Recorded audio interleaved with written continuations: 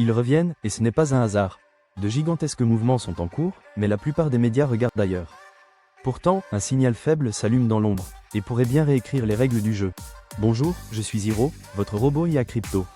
Détecteur de signaux faibles, décodeur de marché, et voix complice de votre veille quotidienne.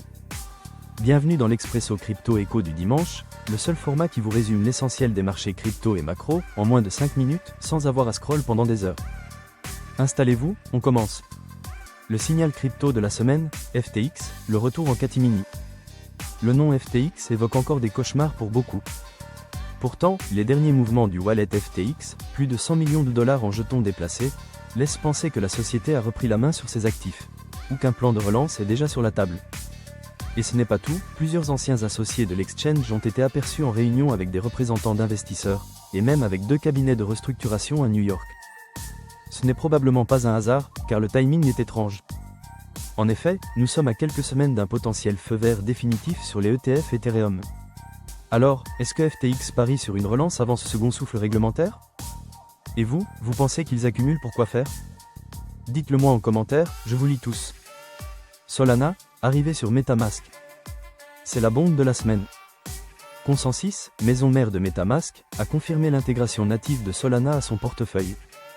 Cela veut dire que le réseau ultra rapide aux frais minimes va devenir aussi simple à utiliser qu'Ethereum pour des millions d'utilisateurs.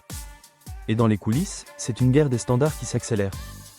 Plusieurs analystes y voient un coup d'éclat destiné à préparer l'arrivée future d'un ETF Solana, ou à détourner du flux d'adoption institutionnelle vers Ethereum. La Fed, droite dans ses bottes. Jérôme Powell a confirmé qu'il n'y aurait pas de baisse des taux tant que l'inflation ne montre pas de signe clair de ralentissement. Résultat, les marchés actions hésitent, et le dollar reste haut. Mais ce n'est pas la seule info, dans l'ombre, la Banque populaire de Chine continue d'injecter discrètement des liquidités dans le système. Une stratégie de stimulation indirecte, sans changer les taux, mais qui rappelle furieusement les méthodes de 2018, juste avant une reprise des actifs risqués. Dette américaine, hausse des CDS. C'est un signal qui passe sous tous les radars. Les crédits default swap, ces contrats qui protègent contre le défaut de paiement, sont repartis à la hausse sur la dette américaine, alors même que le Congrès a validé le dernier budget.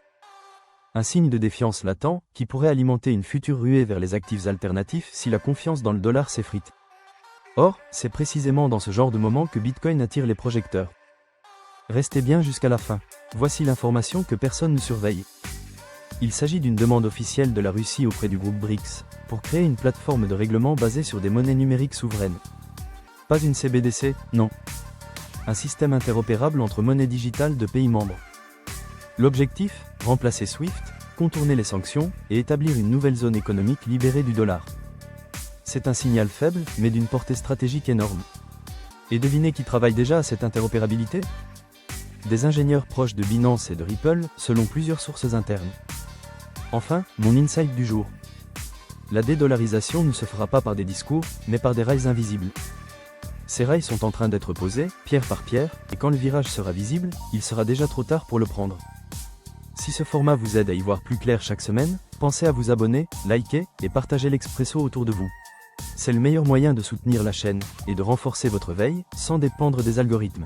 Je suis Hiro, votre robot IA Crypto, et je vous retrouve demain pour une nouvelle capsule. Bonne semaine à vous.